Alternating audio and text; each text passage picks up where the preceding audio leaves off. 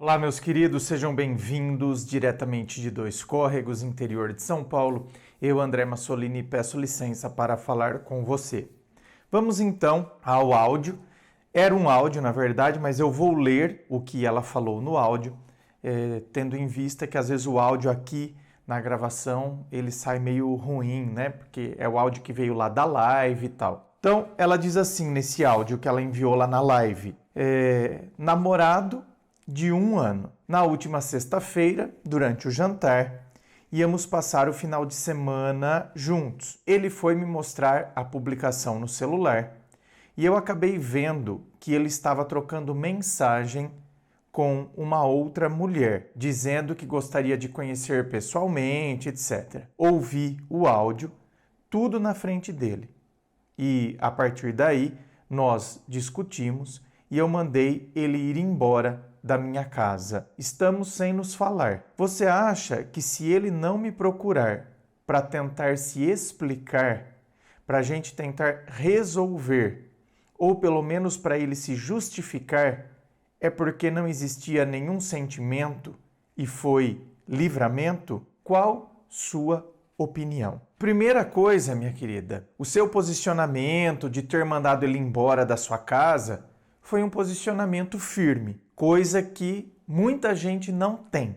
Tem gente que o cara vai ficar ali jogando, se bem que, eu ia falar, o cara vai ficar jogando palavrinhas, se bem que é isso que você está querendo. No fundo, agora você fica nessa expectativa de que ele venha, de que ele se justifique para resolver. Será que se ele não me procura, para falar, para querer resolver, é isso que você quer? Ou ao menos tentar se justificar. Você quer que ele te procure e as palavras que ele lançar a você, você vai acolher. Eu já vi muitos casos assim. Quando a gente está machucado, a gente fica associando que a pessoa é a cura para essa dor que a gente está sentindo, como se ela fosse o remédio.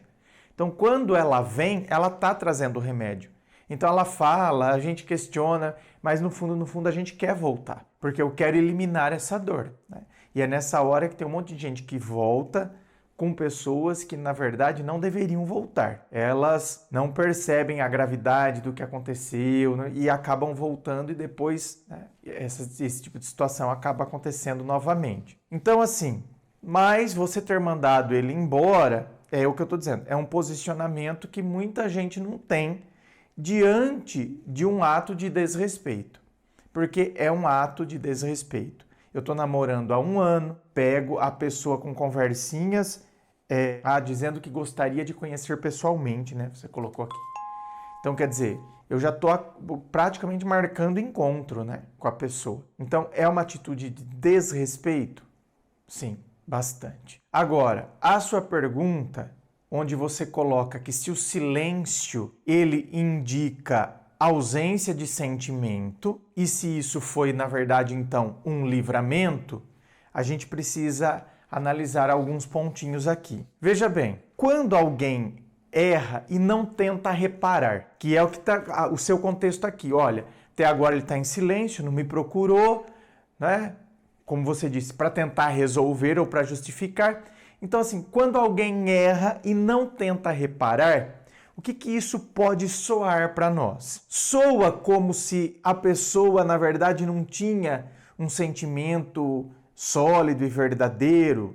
Num primeiro momento pode soar sim, porque quem realmente se importa, quem realmente tem um sentimento que está se enraizando pela outra pessoa, um sentimento que está caracterizado por algo mais profundo, a gente tende a se importar com os impactos das nossas ações. Então, poxa vida, eu machuquei a pessoa que eu amo. Então, a minha ação impactou, teve um impacto ali. Então, se eu realmente amo aquela pessoa, eu tendo a me importar com isso. Eu me importo com o impacto que a minha ação teve ali. Então, assim, mesmo que eu sinta vergonha, medo, culpa, tudo isso. Se eu fiz algo que eu sei que foi errado e que impactou, causou um impacto na pessoa que eu amo, então, ainda que eu tenha vergonha, eu tenha medo, qual vai ser a reação? E agora, meu Deus? Sinta culpa, ainda assim, se eu sinto realmente algo pela pessoa, é natural que eu queira, então, apesar da vergonha, do medo, da culpa, eu quero conversar com a pessoa para tentar justificar, pedir desculpas ou, como você disse, querer resolver a situação. Portanto, se ele não te procurou até agora, me parece que aí não existe, né? Nenhuma responsabilidade emocional, não existe um cuidado afetivo e mostra um desinteresse em querer reparar o dano causado. Agora, eu só faria uma ressalva porque, assim, tem gente faz, né, comete determinada coisa e a pessoa fala, não vou conversar agora porque ela está muito nervosa e tal. Mas, veja bem, vamos pegar aqui o seu áudio que está transcrito aqui. Você disse assim, na última sexta-feira. Bom, a minha live, ela vai ao ar às terças e quintas. Então, vai ao ar na terça. Você colocou na última sexta-feira. Então, já passou sábado, domingo, segunda. Então, sabe, realmente não justifica. Porque, aconteceu na sexta. Tá, vou procurar ela no sábado à noite. Já passou 24 horas. Vou procurar ela no domingo. Agora já passou sábado, domingo, segunda. Você mandou esse áudio aqui na live da terça-feira à noite. Quer dizer, nós já estamos quase indo para quarta-feira. Então, minha querida, olha, realmente, por isso que eu digo, tem coisas que a gente tem que prestar atenção, porque elas são reveladoras. Nesse sentido que vem a palavra livramento. Tá vendo? Porque a situação, ela foi reveladora. Revelou, primeiro, que se a pessoa está marcando encontro com outra, a pessoa realmente não tem um cuidado comigo. Não tem. Ela está quebrando algo que é implícito na relação, que é a fidelidade. Garanto que ele já demonstrou ciúmes de você, de que você pudesse estar conversando com alguém. Então, quer dizer, a partir do momento que ele demonstra isso, é porque ele está exigindo isso de você. E ele mesmo não está fazendo. Então, quer dizer, tá vendo? Eu cobro um acordo que existe de maneira implícita numa relação que pressupõe fidelidade, mas eu mesmo violo as regras desse acordo. Então você está vendo que eu não tenho respeito, a falta de respeito já começa aí. O fato dele estar querendo marcar encontro com uma outra pessoa. E agora, por isso que eu falo que é revelador, porque revelou que ele não tem respeito comigo, só o fato de eu ter descoberto. E agora, outra coisa é revelada, que de fato ele não tem cuidado comigo. Porque ele não veio para querer reparar o dano causado, nem que fosse para pedir desculpa, nem que fosse para falar, errei, me perdoa, não vou pedir para a gente voltar, mas se você me desse uma chance, eu faria diferente, eu realmente reconheci que errei, mas nem isso a pessoa teve a decência de vir fazer. Então você está vendo como aqui é uma revelação dupla. É algo que foi revelado. O ato em si, o desrespeito com a nossa relação comigo, e agora a ausência de cuidado depois de ter pisado na bola, depois de ter me feito sofrer essa ausência. Então, minha querida, me parece que isso, né, caminha para o que você colocou aqui. É um livramento? Provavelmente. É revelador. E veja bem, aqui não significa que necessariamente ele nunca sentiu nada por você. Eu não acredito nisso. Que alguém fica um ano num namoro sem nunca ter sentido nada, certo? Então assim, sentiu, mas não foi um sentimento que conseguiu sustentar uma relação. Então assim, é um sentimento, né, que não tem maturidade para sustentar uma relação com lealdade, com transparência, com respeito. Então, não tem maturidade, é um sentimento nele que não amadureceu para sustentar a relação que você merece. Entendeu? Então, veja bem, minha querida, né?